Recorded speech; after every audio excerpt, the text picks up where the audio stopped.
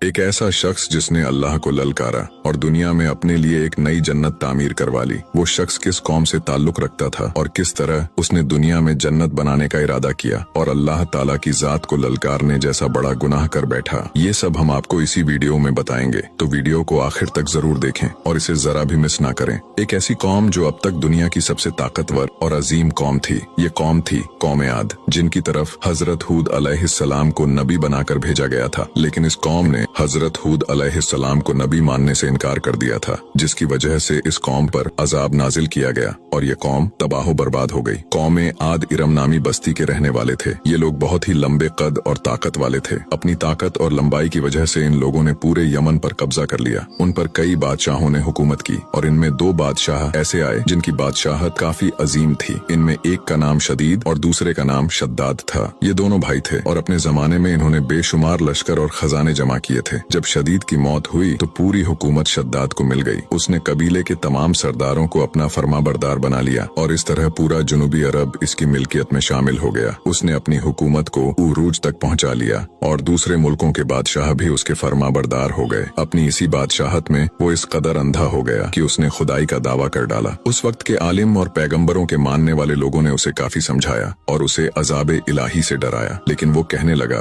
कि मेरे पास दौलत और हुकूमत सब कुछ है, अब खुदा की इबादत की जरूरत नहीं और अब मैं किसी की इताअत नहीं करूंगा। शद्दाद ने हूद अलैहिस्सलाम से ये सुन रखा था कि जन्नत कैसी होगी और उसकी नेमतें और खूबसूरती कैसी होगी। चुनाचे उसने दुनिया में जन्नत बनाने का इरादा किया। वो कहता था कि मुझे उस जन्नत की जरूरत नहीं है जो खुदा ने बनाई है, ऐसी जन्नत तो मैं खुद दुनिया में ही बनाऊंगा। लिहाजा उसने 100 कारीगरों को जमा किया और उनमें से हर एक को 1000 आदमियों पर मुकर्रर किया और पूरी दुनिया के माहिर लोगों को वहाँ आने की दावत दी। उसने अपने भांजे को पैगाम भेजा जो कि ईरान का बादशाह था कि जितना सोना चांदी तुम्हारे पास है वो फौरन मेरे पास भेज दो। उसके भांजे ने ऐसा ही किया और तमाम सरदारों को ये हुक्म दिया कि सोने चांदी की कानों से ईंटें बनाकर भेजे और कोहे अदन के मुतस्सन एक मुरब्बा शहर जो 10 गज चौड़ा और 10 गज लंबा हो बनाने का हुक्म दिया। इसकी बुनियाद इतनी गहरी खुदवाई गई कि वो अंदर पानी के करीब पहुंच गई। फिर उन बुनियादों को संगे सुलेमानी से भरवा दिया। जब बुनियादें भरकर जमीन के बराबर हो गई तो उस पर सोने चांदी की दीवारें चुनी गईं, जिसकी लंबाई उस जमाने के हिसाब से 100 गज रखी गई। जब सूरज निकलता तो उसकी चमक से दीवारों पर निगाह नहीं ठहरती थी और ऐसी ही शहर की 4 दीवारी बनाई गई। इसके बाद इस 4 दीवारी के अंदर 1000 महल तैयार किए गए। हर महल 1000 सतूनों वाला था और हर सतून जवाहरात से जड़ा हुआ था। फिर शहर में एक नहर बनवाई गई और हर महल में उस नहर से छोटी छोटी नहरें ले जाई गई। हर महल में हौज और फव्वारे बनाए गए। उन नहरों के किनारों पर ऐसे पेड़ लगाए गए जिनकी जड़ें और शाखें सोने की और पत्ते जो जमर्रत के थे उनके फल मोती याकूत और दूसरे जवाहरात के बनवाकर उन पर टांग दिए गए। शहर की दुकानों और दीवारों को खुशबू से सिरतल किया गया। याकूत और जवाहरात के खूबसूरत परिंदे चांदी की ईंटों पर बनवाए गए जिन पर पहरेदार बारी बारी पहरे के लिए बैठते थे। जब इसकी तामीर मुकम्मल हो गई तो हुक्म दिया गया कि पूरे शहर में रेशम के कालीन बिछाए जाए। फिर नहरों में से किसी में मीठा पानी, किसी में शराब, किसी में दूध तो किसी में शहद और शरबत जारी कर दिया गया। रिवायतों में आता है कि इस जन्नत को बनाने में 300 साल लगे और शद्दाद की उम्र 900 साल के करीब थी। उसकी जन्नत तैयार होने के बाद वो अपने लश्कर के साथ, अपने गुरूर और तकब्बुर के साथ उस शहर की तरफ रवाना हुआ। जब वो इसके करीब पहुंचा तो वहाँ के तमाम लोगों ने उसका इस्तकबाल किया। फिर जैसे ही उसने अपनी जन्नत देखने के लिए उसका दरवाजा खोला तो अपने सामने एक अजनबी शख्स को खड़ा पाया। शद्दाद ने पूछा, तू कौन है और यहाँ कैसे आया? तो उस शख्स ने कहा, मैं मलकुल मौत हूँ। शद्दाद ने पूछा,